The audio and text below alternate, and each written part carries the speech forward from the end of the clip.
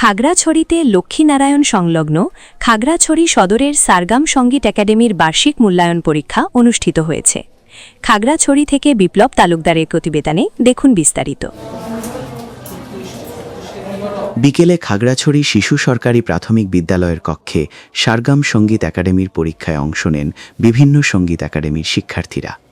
এতে সঙ্গীত, নৃত্য ও তবলা শিক্ষার্থীরাও অংশ নেন।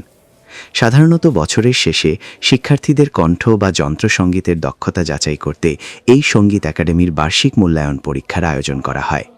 এতে তাত্ত্বিক এবং ব্যবহারিক উভয় পরীক্ষা থাকে। স্থানীয় একাডেমিগুলির সিলেবাস অনুসরণ করে সারালা, স্বরলঙ্কার, রাগ এবং তালভিত্তিক গীতি পরিবেশন মূল্যায়ন করা হয়।